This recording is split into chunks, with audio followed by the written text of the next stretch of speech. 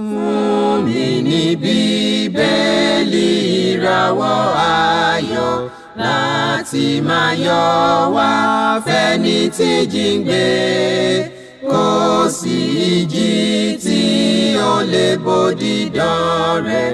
Jésù ti gbà àwọn tó ti sọnù. Fún mi Bíbélì ìròyìn mímọ́ dídán. Mọ́lẹ̀ rẹ̀ yóò tọ́ mi lọ́nà tòrò. Ẹ̀kọ́ ìlérí òfin ìfẹ́ papọ̀. Kóru tó kọjá sọ́jà ìnípẹ̀kun. A kí yín káàbọ̀ sí ètò yín ètò wa Jeki Bibeli Soro. Ètò tí ìjọ Kristi l'Ondo àtijọ́ Kristi níbi gbogbo tí wọ́n ń ṣe olùgbọ̀wọ́ rẹ̀. Orúkọ tèmi ni Fasonu Victor Ajihinrere Kristi. Ẹ jẹ́ kí a gbàdúrà. Bàbá wa tí ń bẹ lọ́run, a dúpẹ́ lọ́wọ́ yín torí pé ìní Ọlọ́run wa. Ògo, ọlá, agbára àti ìní forúkọ yín títí láéláé. A dúpẹ́ fún ìwà láàyè yín lórí ayé wa àti lórí ètò yìí. A fi ògo forúkọ yín, a yìn yín, a gbé yín ga. Ọlọ́run wa, ẹ jọ̀ọ́ nínú àánú àtọlá ńlá yín kí ẹ gbọ́ pẹ́ kí ẹ gba àyìn wa.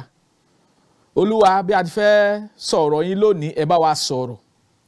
Ẹ mí sí wa kẹ́ sì gbàkóso gbogbo. Ẹ jẹ́ kí ìmọ́lẹ̀ ọ̀rọ̀ yín ó tàn sí ogúnlọ́gọ̀ àwọn ènìyàn tó ń wo ètò yìí fún ògo ẹ̀yin Ọlọ́run bàbá.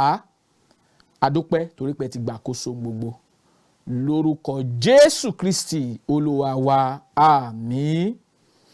Lẹ́ẹ̀kan sí a kí wa káàbọ̀ sí ètò yín ètò wa Jeki Bibeli Soro. A dúpẹ́ lọ́wọ́ Ọlọ́run fún oore ọ̀fẹ́ aláìlẹ́gbẹ́ àti ìbùkún rẹ̀ lórí ayé wa lónìí àti lọ́jọ́ gbogbo. Ògo, ọlá, agbára la fi fún Ọlọ́run ẹlẹ́dàá wa. A sì yìn lọ́pọ̀lọpọ̀ fún oore rẹ̀ lórí ènìyàn gbogbo. Èmi ìbá máa yìn Olúwa fún oore rẹ̀ àti fún iṣẹ́ ìyanu rẹ̀ lórí ènìyàn gbogbo. Ọlọ́run wa, dúpẹ́, ẹ ṣé. Ògo ni forúkọ Ọlọ́run ẹlẹ́dàá wa, àmín. Lónìí à ń tẹ̀síwájú nínú ẹ̀kọ́ tí à ń kọ́ lọ́wọ́ nípa ẹ̀kọ́ Kristi nípa ìjọsìn. A ti ṣe apá kìíní ẹ̀kọ́ yìí, apá kejì ẹ̀kọ́ yìí ní ọ̀sẹ̀ tó kọjá lọ. Lónìí a fẹ́ parí ẹ̀kọ́ yìí tí ń ṣe ẹ̀kọ́ Kristi nípa ìjọsìn apá kẹta. Tẹ́ ẹ bá nígbàgbé, a sọ fún wa pé tí a bá ń sọ̀rọ̀ nípa ìjọsìn, à ń sọ nípa ìjọsìn tí Jésù Kristi Olúwa wa gbé kalẹ̀, tó là kalẹ̀ nínú ọ̀rọ̀ rẹ̀. A ti sọ fún wa pé ní gbogbo Bíbélì, a rí onírú ìsìn mẹ́ta níbẹ̀. Ìsìn àkọ́kọ́, a rí ìsìn àwọn bàbá. Ìsìn kejì, a rí ìsìn tọ́lọ́run gbé fún Mósè kó fún orílẹ̀-èdè kan tí a pè ní orílẹ̀-èdè Ísírẹ́lì. Ìsìn kẹta, a rí ìsìn tí Jésù Kristi Olúwa wa fi lọ́lẹ̀ tó sì kẹ́kọ̀ọ́ nípa rẹ̀. Ní àwọn ọ̀sẹ̀ bíi mélòó kan tó lọ tá ti bẹ̀rẹ̀ ẹ̀kọ́ yìí nípa ẹ̀kọ́ Kristi nípa ìjọsìn. A sọ̀rọ̀ nípa ìsìn tí Jésù Kristi fi lé àwọn àpọ́sítélì rẹ̀ lọ́wọ́. Èyí tí àwọn àpọ́sítélì rẹ̀ tí wọ́n bẹ̀rẹ̀ rẹ̀ tí wọ́n sì bẹ̀rẹ̀ sí í ṣe ní ìgbà tí ìjọ àkọ́kọ́ tó bẹ̀rẹ̀ ní ìṣe àpọ́sítélì orí ìkejì nígbà tá kíyèsí ẹsẹ̀ 42 42 sí ẹsẹ̀ 45 47 ẹsẹ̀ tó kẹ́yìn ìṣe àpọ́sítélì orí kejì. A dẹ̀ rí kà níbẹ̀ pé Bíbélì ní wọ́n ń tẹ̀síwájú nínú ẹ̀kọ́ àwọn àpọ́sítélì ní ìdàpọ̀, ní bíbu àkàrà àti nínú àdúrà. Nígbà tá kíyèsí ẹsẹ̀ tó kẹ́yìn, ó ní wọ́n yin Ọlọ́run, wọ́n sì ní ojúre lọ́dọ̀ ènìyàn gbogbo. Olúwa sì yàn kún ìjọ lójoojúmọ́ àwọn ẹni tí à ń gbára. Ohun tá a rí nínú ìsìn àkọ́kọ́ tí àwọn àpọ́sítélì tí wọ́n fi hàn fún Ọlọ́run ẹlẹ́dàá wọn, èyí tí ń ṣe ìsìn òtítọ́ àti ìsìn nípa tẹ̀mí tàrí nìyí. Jésù náà dá wa lẹ́kọ̀ọ́, ó kọ́ wa lẹ́kọ̀ọ́ nípa ìsìn tí òun fẹ́ ní ìgbà tirẹ̀ torí pé ìgbà tá wà lónìí, ìgbà Kristi la wà lónìí. Ó sì sọ ìsìn tó ń fẹ́ fún wa. Ìsìn tí Jésù Kristi Olúwa wa ń fẹ́, ó sọ fún wa nínú ìwé Jòhánù orí 4 nígbà tá kíyèsí ẹsẹ̀ 19 sí ìkẹrìnléníogún 19 to 24 Kristi sọ fún wa ìsìn tó ń fẹ́ ìsìn nípa ti ẹ̀mí àti òtítọ́ ohun tí ìsìn tí Kristi ń fẹ́ nìyí.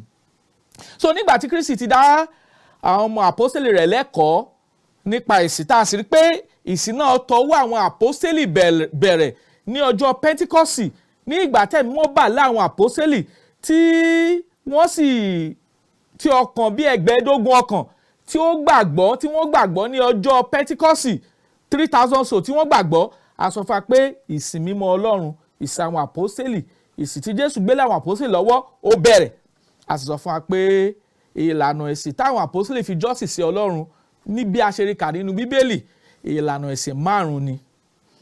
Gẹ́gẹ́ bí àlàyé ta ti ṣe sẹ́yìn a sọ pé àwọn àpọ́sítélì wọ́n ń péjọpọ̀ ní ọjọ́ kìíní ọjọ́ ọ̀sẹ̀ èyí tí a mọ̀ sí Sunday lónìí wọ́n ń péjọpọ̀ láti bu àkàrà. Ọjọ́ kìíní ọjọ́ ọ̀sẹ̀ la rí àpẹẹrẹ rẹ̀ nínú Bíbélì pé àwọn Kírísítẹ́nì péjọpọ̀ láti bu àkàrà ní ìṣe àpọ́sítélì orí 20 ẹsẹ̀ 7. Èkejì a rí pé wọ́n ń péjọpọ̀ láti kọ́ ẹ̀kọ́ àwọn àpọ́sítélì a ti ṣàlàyé eléyìí ní ọ̀sẹ̀ tó kọjá lọ pé ẹ̀kọ́ àwọn àpọ́sítélì ni ẹ̀kọ́ tí Jésù Kristi Olúwa wá fi lé àwọn àpọ́sítélì lọ́wọ́ èyí tá a rí kà ní ìwé Matthew orí 28 gbàtà kíyèsí láti verse 18 ẹsẹ̀ 18 títí dé 20. Ẹsẹ̀ 20 sọ fún wa pé ó ní kí ẹ kọ́ wọn láti máa kíyèsí ohun gbogbo àní ohun tí mo ti pa láṣẹ fún yín èmi yóò wà pẹ̀lú yín títí òpin ayé àmín. Ohun tí Kristi kọ́ àwọn àpọ́sítélì òun làwọn àpọ́sítélì fi kọ́ ìjọ díẹ̀ la fi ń pè ní ẹ̀kọ́ àwọn àpọ́sítélì. Àwọn àpọ́sítélì ń tẹ̀síwájú nínú ẹ̀kọ́ Kristi ó ti di méjì. Èkẹta a rí pé wọ́n ń péjọpọ̀ láti dáwó wọn ò kì í gba ìdámẹ́wàá àárí àpẹẹrẹ ìdámẹ́wàá nínú ìsìn májẹ̀mú titun.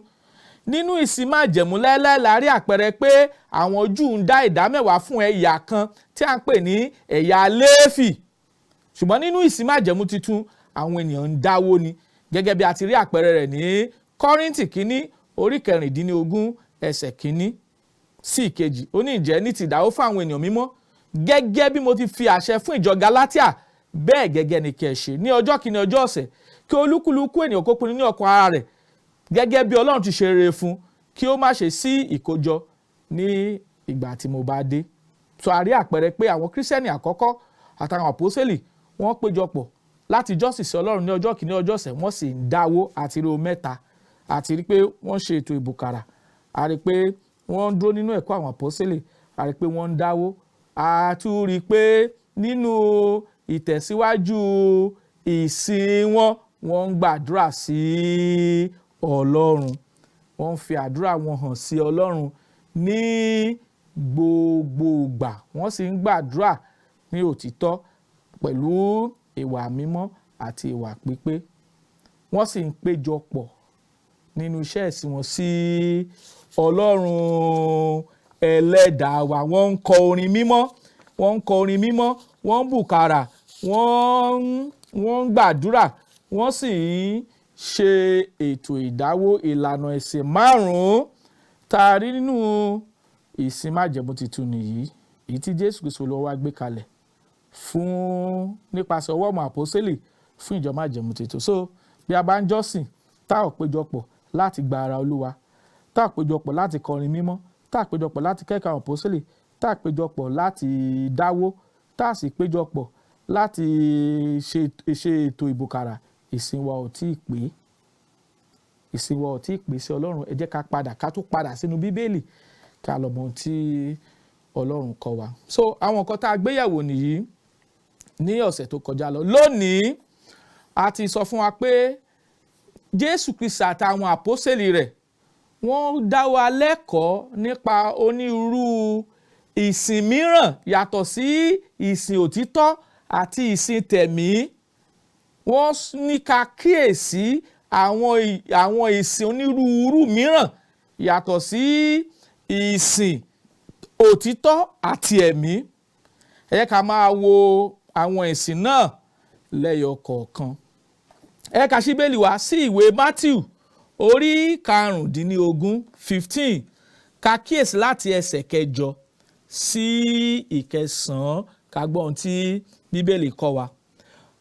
Ẹsẹ̀ bíbélì sọ pé àwọn ènìyàn yìí ń fi ẹnu wọn súnmọ́ mi, wọ́n ń fi ètè wọn bọlá fún mi, ṣùgbọ́n ọkàn wọn jìnnà sí mi. Ṣùgbọ́n lásán ni wọ́n ń tẹríba fún mi, wọ́n ń fi òfin ènìyàn kọ́ni fún ẹ̀kọ́. Ní ìgbà tí Jésù Kristi àtàwọn àpọ́sítélì rẹ̀ tí wọ́n ti ṣàlàyé fún wa ohun tí ìsìn òtítọ́ àti ìsìn tẹ̀mí túmọ̀ sí, wọ́n tún ṣàlàyé pé onírúurú àwọn èèyàn mìíràn wọn ò ní tẹ̀lé ìsìn òtítọ́ àti ìsìn tẹ̀mí. Nínú ẹ̀ ni Jésù Kristi Olúwa ti ṣàlàyé fún wa nínú ìwé Mátíù orí 15 nígbà tá a kíyèsí ẹsẹ̀ 8 sí 9. Ó ní àwọn ènìyàn yìí ń fi ẹnu wọn bọlá fún mi, wọ́n sì ń fi ètè wọn súnmọ́ mi, ṣùgbọ́n ọkàn wọn jìnnà sí mi. Ṣùgbọ́n tí wọ́n fi òfin ènìyàn lásán ni wọ́n ń tẹríba fún mi, tí wọ́n fi òfin ènìyàn kọ́ni fún ẹ̀kọ́. Níbí yìí Jésù Kristi sọ̀rọ̀ nípa ìsìn lásán. Àwọn olóyìnbó á sọ pé vain worship. Ìsìn lásán. Kí ló fà á tí ogúnlọ́gọ̀ àwọn ènìyàn yóò máa sìn tí ìsìn wọn yóò fi jẹ́ lásán níwájú Ọlọ́run ẹlẹ́dàá? Torí pé Kristi sọ nípa ìsìn asán. Kí ló lè fà á tí ìsìn wa yóò jẹ́ ìsìn asán níwájú Ọlọ́run? Àkọ́kọ́, ní ìgbà tí ọkàn àwọn ènìyàn tí ń sin Ọlọ́run tí kò sí nínú ìsìn náà, ẹ má ṣe jẹ́ ká gbàgbé, ní ìgbà tí Jésù Kristi ń sọ̀rọ̀ nípa ìsìn tó ṣe ìtẹ́wọ́gbà, ó ní ìsìn ti ẹ̀mí àti òtítọ́. Ìsìn asán, tá a bá ń sọ̀rọ̀ nípa ìsìn asán, à ń sọ̀rọ̀ nípa ìsìn tó jẹ́ pé ìsìn ẹnu lásán, ìsìn tí ò jẹ́ ti ẹ̀mí, tí kò jẹ́ ti ọkàn mímọ́, tí ò tinú ọkàn mímọ́, tó jẹ́ ìsìn ẹnu. Ìsìn tí ènìyàn ń sìn pẹ̀lú ẹnu lásán. Ìsìn tó jẹ́ pé ìsìn ẹnu ló wà, kò sí ní ọkàn. Ní ìgbà tí ènìyàn bá ti ní ọkàn ìsìn, ọkàn tí ènìyàn fi ń sin Ọlọ́run, ọkàn tí ènìyàn fi ń gba Ọlọ́run gbọ́, tó jẹ́ pé gbogbo tí ènìyàn ń ṣe nínú ìsìn ẹnu ló wà, kò dé ọkàn, kì í ṣe ìsìn tó ti ọkàn jáde. Ọba Dáfídì sọ̀rọ̀ kan, ó ní ẹbọ Ọlọ́run ní ìròbìnújẹ́ ọkàn, ìròbìnújẹ́ àti ìrora àyà. Irú ẹbọ yìí Ọlọ́run kì yóò gàn. Ohun tó Ọlọ́run sọ nìyí. Ìsìn tó jẹ́ ìsìn sí Ọlọ́run alààyè, ó gbúdọ̀ jẹ́ ìsìn láti inú ọkàn wá, kò gbúdọ̀ jẹ́ ìsìn ahọ́n nìkan. Ọlọ́run ò béèrè ìsìn ahọ́n nìkan lọ́wọ́ wa. Ìfẹ́ wa sí Ọlọ́run nínú ìsìn, Ọlọ́run kò fẹ́ kó jẹ́ lórí ahọ́n, gẹ́gẹ́ bí ohun tí Kristi sọ nípa ìsìn asán.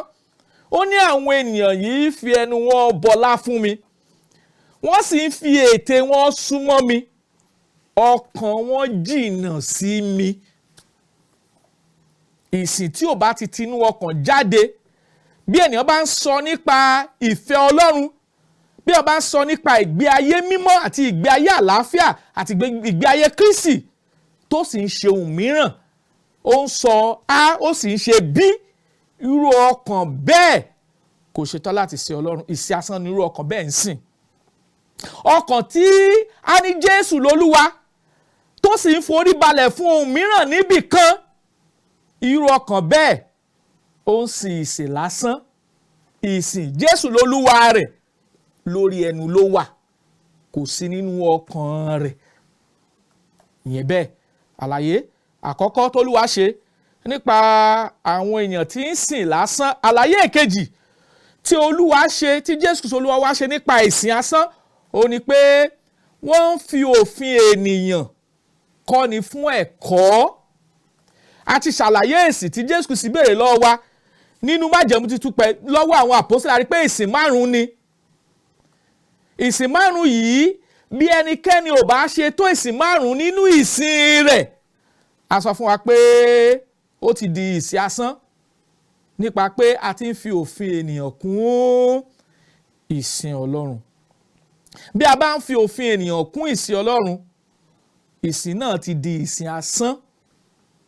Fún bí àpẹẹrẹ, ìsìn májẹ̀mú titun tá a rí lọ́wọ́ àwọn àpọ́sítélì tá a rí nínú bíbélì kò fàyè gbà á ká péjọpọ̀ lọ́jọ́ kìíní ọjọ́ ọ̀sẹ̀ ká má ṣe ètò ìbùkàrà.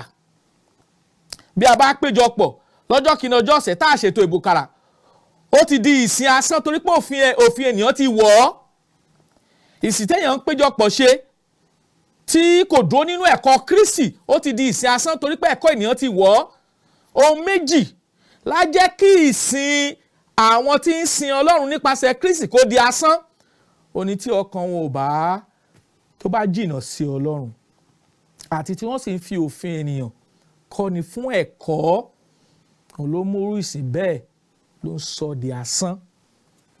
Ẹ̀yin tẹ́ ń wò wá nílé, ṣé ìsìn tẹ́ ń sìn ìsìn tá a jọ ń ṣe sí Ọlọ́run ṣe lórí ahọ́n ni tàbí tọkàntọkàn tàbí a ti fi òfin ènìyàn kún ìsìn Ọlọ́run? Lẹ́ẹ̀kan sí ká tún rán wa létí ìsìn tá a bá lọ́wọ́ àwọn àpọ́sítélì 5 péré ni la bá lọ́wọ́ àwọn àpọ́sítélì. Ìsìn 5 péré la bá lọ́wọ́ àwọn àpọ́sítélì. Àkọ́kọ́ wọ́n ń ṣe ètò ìbùkàrà ní ọjọ́ kìíní ọjọ́ ọ̀sẹ̀ tí tó bá ti bá wọn nínú ayé wọ́n ń ṣètò ìbùkàrà. Èkejì wọ́n ń kọrin mímọ́ sí Ọlọ́run láì fi èlò orin àárí àpẹẹrẹ èlò orin nínú iṣẹ́ ìsìn wọn nínú májẹ̀mú tuntun. Ìkẹta wọ́n ń dúró nínú ẹ̀kọ́ àwọn àpọ́sítélì. Ìkẹrin wọ́n ń dáwó. Ìkarùn wọ́n sì ń gbàdúrà sí Ọlọ́run. Ìdáwó tí wọ́n ń dá kì í ṣe ìdámẹ́wàá.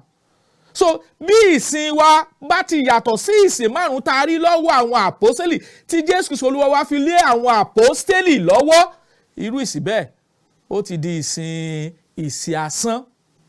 Ẹnikẹ́ni tí ò bá sìn ní ìbámu pẹ̀lú àgbékalẹ̀ 5 tá a rí nínú Bíbélì tá a bá lọ́wọ́ àwọn àpọ́sítélì a sọ fún wa pé kò sí bó ṣe lè polongo Jésù Kristi tó. Kristi a sọ pé lọ́jọ́ náà òun kò mọ̀ ọ́ rí. So ẹ jẹ́ ká padà sínú Bíbélì kí a má bàa tẹ̀síwájú nínú ìsìn asán, ìsìn tí ó fi jẹ́ pé ọkàn ènìyàn ò sí ń bẹ̀, ọkàn ènìyàn ò dọ́gba pẹ̀lú ìdọ́gba Ọlọ́run, àti wípé a ti mú ẹ̀kọ́ ènìyàn wá sínú ìsìn mímọ́ Olúwa. Ohun tó ń jẹ́ kí ìsìn kò di asán nìyí.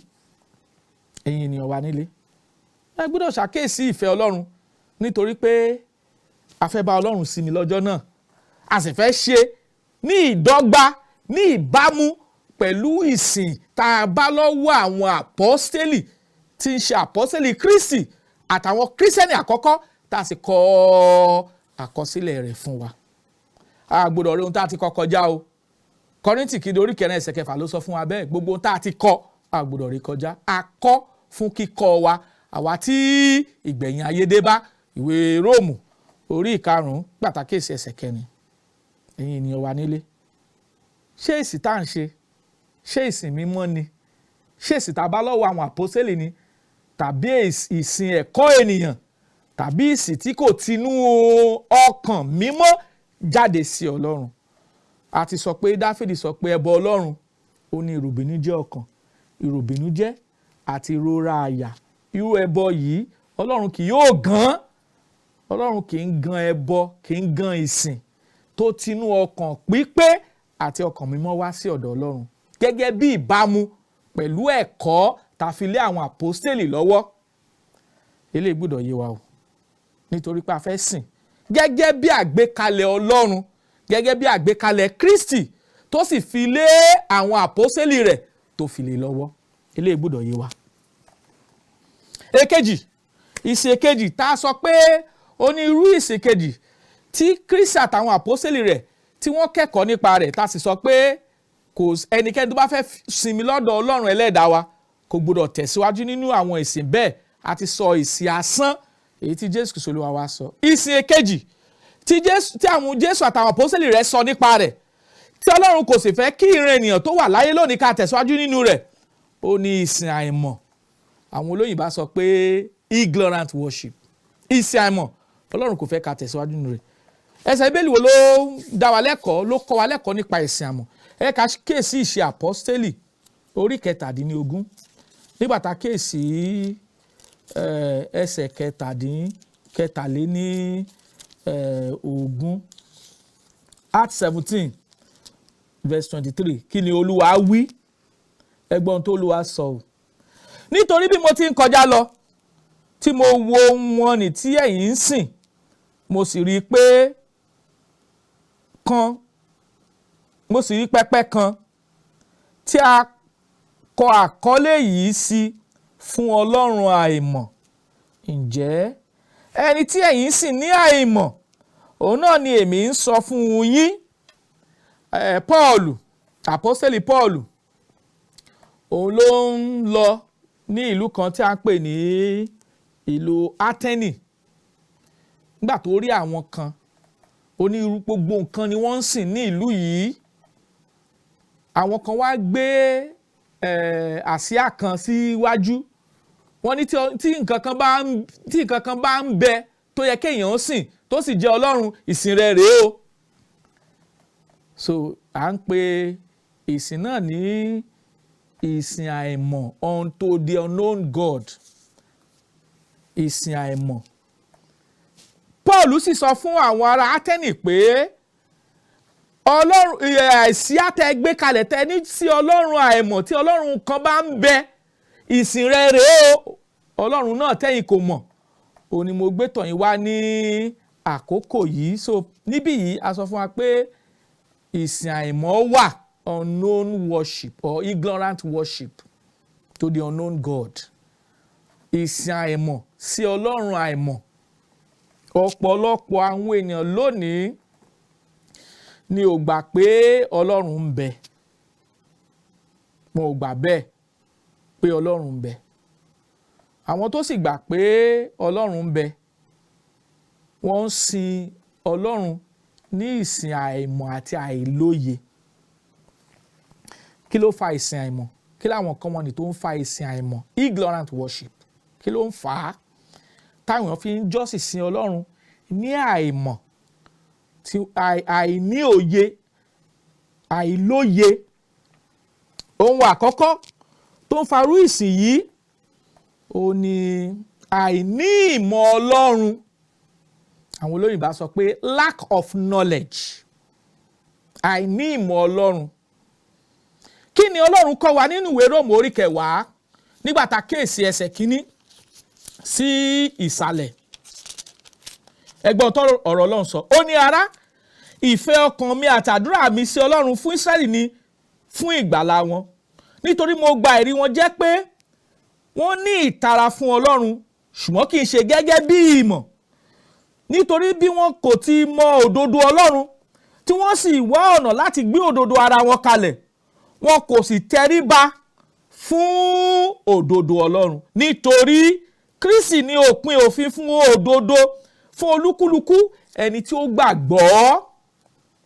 Nígbà tá a kíyèsí ìwé Róòmù orí 10 ẹsẹ̀ 1 àti 4, Paul ń sọ nípa Ísírẹ́lì pé òun gba ẹ̀rí wọn jẹ́ pé wọ́n jẹ́ onítara sí Ọlọ́run, ṣùgbọ́n ìtara wọn kì í ṣe gẹ́gẹ́ bí ìmọ̀.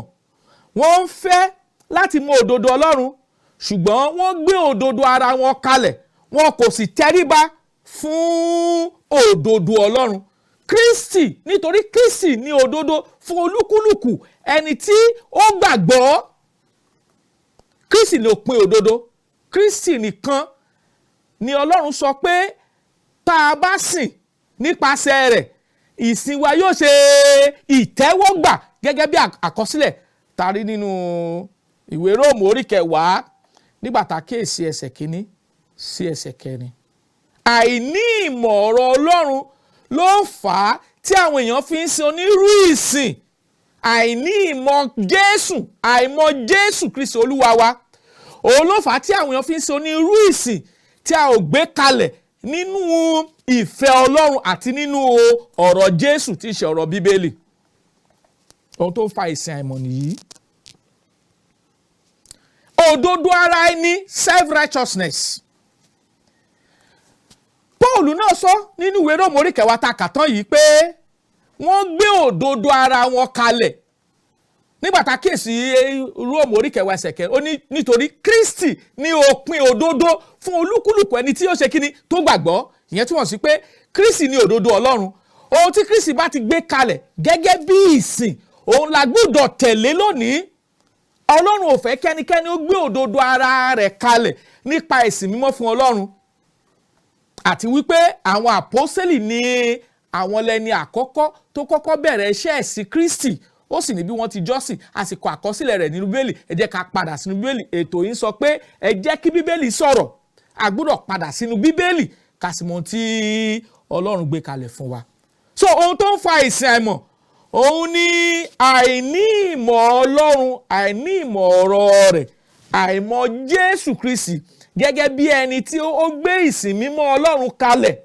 Èkejì, òdodo ara ẹni, self-righteousness. Ọ̀pọ̀lọpọ̀ ló ti gbé ìsìn kalẹ̀ lónìí lábẹ́ àsíá Kristi tó jẹ́ pé a lè rí ìfẹsẹ̀múlẹ̀ rẹ̀ gẹ́gẹ́ bí àkọsílẹ̀ Bíbélì. Ìsìn àìmọ̀ ni. Gbogbo àwọn nǹkan wọ̀nyí ló ń fa ìsìn àìmọ̀. Bí ènìyàn bá mọ Ọlọ́run alààyè tí ò dúró nínú ọ̀rọ̀ rẹ̀, ohun tóun ni yóò máa ṣe nínú ìsìn. Ohun tọ́lọ́run ò pàṣẹ gan yóò máa ṣe nítorí pé kò mọ Kristi, kò sì dúró nínú ọ̀rọ̀ mímọ́ Olúwa. Ọlọ́run sì fẹ́ ká dúró. Ọlọ́run fẹ́ ká dúró nínú ọ̀rọ̀ Jésù Kristi. Jòhánù 2:9 ó ní ẹni tó bá rí kọjá tí kò dúró nínú ẹ̀kọ́ Kristi, bẹ́ẹ̀ ni kò gba Ọlọ́run. Ẹni tó bá dúró nínú ẹ̀kọ́ Kristi, òun ló gba bàbá àti ọmọ. Ohun tí Jòhánù 2:9 nìyí, ohun tó kọ́ wa nìyí. Bá ò bá ní ìmọ̀ ọ̀rọ̀ Jésù, ohun tó wà láwọn máa ṣe nínú ìsìn. Tá ò bá wo ọ̀rọ̀ Jésù, Jésù tí ń ṣe olùpilẹ̀ṣẹ̀ àtàláìṣe pé ìgbàgbọ́ wa, ohun tó wà láwọn máa ṣe. Tá ò ní béèrè pé kí ni Jésù wí nípa ẹ̀sìn tá à ń ṣe sí Ọlọ́run ẹlẹ́dàá wa. Ìyẹn ni wa nílé. Tẹ́ bá ń ṣe ìsìn àtọwọ́dá, ìsìn òdodo ara ẹni, ìsìn àìní ìmọ̀ ọ̀rọ̀ Ọlọ́run, Jésù gbé ìsìn kalẹ̀ nínú májẹ̀mú titun. Ẹ jẹ́ ká padà. Iṣẹ́ àpọ́sítélì orí 17 gbàtà kíyèsí ẹsẹ̀ 30. Ó ní ìgbà ẹ̀mọ̀ ni Ọlọ́run bójú fò dá. Ìgbà ẹ̀mọ̀ òtítọ́ ọ̀rọ̀ Ọlọ́run ti bójú fò dá, ṣùgbọ́n ó ń pàṣẹ nísinsìnyí kí gbogbo ènìyàn kó ronúpìwàdà. Ọlọ́run béèrè ìrònúpìwàdà lọ́wọ́ wa. Gbogbo àwa tá à ń sìn ní ìsìn tó ní nǹkan ṣe pẹ̀lú ìsìn àìmọ̀, nítorí pé àìní ìmọ̀ ọ̀rọ̀ Ọlọ́run, ìsìn òdodo ara ẹni àti ìsìn òdodo àṣelékè ara ẹni. Ẹ jẹ́ ká padà. Jésù ti gbé ìsìn rẹ̀ kalẹ̀ nínú ìjọ májẹ̀mú titun. A sì gbọ́dọ̀ tẹ̀lé ìsìn májẹ̀mú titun tí ó gbélé àwọn àpọ́sítélì rẹ̀ lọ́wọ́ fún ìgbàlà àti dáǹdè ọkàn wa. Ìwé Hósíà orí 4 ẹsẹ̀ 6 sọ pé ó ní àwọn ènìyàn mi ṣègbé nítorí tí wọn ò ṣe kíni, wọn ò ní ìmọ̀. Ẹ jẹ́ ká padà sí ìmọ̀ ọ̀rọ̀ Ọlọ́run. Ohun tí Kristi ò bá pa láṣẹ nínú ìsìn, ẹ má jà á ṣe. A ti sọ pé ohun 5 ni Jésù Kristi gbé kalẹ̀ nínú ìsìn rẹ̀. Àní ó gbé kalẹ̀ pé kí a máa gbàdúrà gẹ́gẹ́ bí ìlànà tó gbé kalẹ̀, kí a máa ṣe ìdáwó, kí a máa kẹ́kọ̀ọ́ nínú ẹ̀kọ́ àwọn àpọ́sítélì, kí a máa kọrin mímọ́ sí Ọlọ́run, kí a sì máa ṣe ètò ìbùkárà. Ìsìn 5 tí Kristi gbé kalẹ̀ nípasẹ̀ ọwọ́ àwọn àpọ́sítélì ni. Ẹ ká wo ìsìn oríṣi ìkẹta tí àwọn àpọ́sítélì Jésù sọ nípa rẹ̀, tó sì jẹ́ pé ó ṣe pàtàkì fún wa láti mọ̀. À ń pè ìsìn náà ní ìsìn àdábọwọ́. À ń pè ní will worship. Kí ni ìwé Kólósè orí 2? Kólósè orí 2 kí ni Bíbélì kọ́ wa? Kólósè orí 2 nígbà tá a kíyèsí ẹsẹ̀ 18 kí ló kọ́ wa nípa ìsìn tá à ń pè ní ìsìn àdábọwọ́. Ilé gbọ́dọ̀ yé wa. Tẹ́ bá ka ẹsẹ̀ Bíbélì yìí, a rí pé Bíbélì Paul ń sọ fún àwọn ará Kólósè pé àwọn ìsìn kan wà tó jẹ́ ìsìn àdábọwọ́. Irú iṣẹ́ ìsìn yìí nínú ìwé Kólósè orí 2 tàbá kíyèsí láti ẹsẹ̀ 18 sí ẹsẹ̀ tó kẹ́yìn. Báwo ni irú àwọn ìsìn ṣe rí? Àwọn tó ń sin áńgẹ́lì lónìí, àwọn tó ń tọpẹpẹ ẹ̀mí, àwọn ẹ̀mí búburú gbogbo, àtàwọn ẹ̀kọ́ ènìyàn tó ní nǹkan ṣe pẹ̀lú oúnjẹ yẹ ò gbọdọ̀ jẹ, eléyẹ gbọdọ̀ jẹ, eléyẹ gbọdọ̀ jẹ, eléyẹ gbọdọ̀ jẹ, eléyẹ gbọdọ̀ jẹ. Àwọn tí ń tọpinpin ẹ̀mí àtàwọn tí ń sin áńgẹ́lì lónìí, a sọ pé ìsìn àdábọwọ́ ni. Èyí tí a rí ní ìwé Kólósè orí 2 ẹsẹ̀ 18 sí 23. Mo fẹ́ kí a kà á, àwa tá à ń wò wá, ẹ lọ ka ẹsẹ̀ Bíbélì náà. Ìsìn àdábọwọ́, Ọlọ́run ò béèrè irú iṣẹ́ ẹ̀sìn yìí lọ́wọ́ àwọn tó fẹ́ sin Ọlọ́run. ìṣàdábọ̀wọ́, àwọn tó ń sin áńgẹ́lì, àwọn tó ń tẹríba fáńgẹ́lì, àwọn tí ń tan pinpin ẹ̀mí, àwọn ẹ̀mí búburú gbogbo, àtàwọn ẹ̀kọ́ ènìyàn, àwọn tó ń fẹ́ kẹ́kọ̀ọ́ gẹ́gẹ́ bí àwọn ọ̀jọ̀gbọ́n ayé tó ń fi ìmọ̀ ayé tó fi ń ṣe ìsìsí Ọlọ́run. Ọlọ́run béèrè irú ìsìn bẹ́ẹ̀ lọ́wọ́ wa, ẹ̀yin ènìyàn wa nílé. Ọlọ́run fẹ́ ká ṣàkíyèsí, ká padà sínú ọ̀rọ̀ Ọlọ́run, ká padà sínú ẹ̀kọ́ Bíbélì. Àdúrà wa sí Ọlọ́run ni pé Ọlọ́run á fi òye rẹ̀ yé wa, á sì fi ẹ̀kọ́ rẹ̀ yé wa lórúkọ Jésù Kristi. Tẹ́ ẹ bá fẹ́ béèrè lórí ẹ̀kọ́ tẹ́ ti gbọ́ àtàwọn ẹ̀kọ́ tẹ́ ti gbọ́ sẹ́yìn, àwọn nọ́mbà tí ẹ ó pè wá sí nìyí: 08057444902 tàbí 08065717023. Àdúrà wa sí Ọlọ́run ni pé Ọlọ́run yóò fi ìmọ̀ rẹ̀ àti òye rẹ̀ yé wa nípa ẹ̀kọ́ Kristi. Gẹ́gẹ́ bí ọ̀rọ̀ Kristi sọ pé ẹ̀yin yóò mọ òtítọ́, òtítọ́ yóò sì sọ yín di òmìnira. Kí Ọlọ́run kó máa bá wa gbé, kó sì wà pẹ̀lú wa lórúkọ Jésù Kristi Olúwa wa. Àmín. Fún mi ní Bíbélì ìràwọ̀ ayọ̀ láti máa yọ wá fẹ́ni tí jíǹgbé, kò sí ìjì tí ó lè bòdì dán rẹ̀. Jésù ti gbà àwọn tó ti sọnù. Fún mi Bíbélì ròyìn mímọ́ dídán, mọ́lẹ̀ rẹ̀ yóò tọ́ mi lọ́nà tòrò. Ẹ̀kọ́ ìlérí òfin ìfẹ́ papọ̀, kóru tó kọjá sọ́jà ìnípẹ̀kun.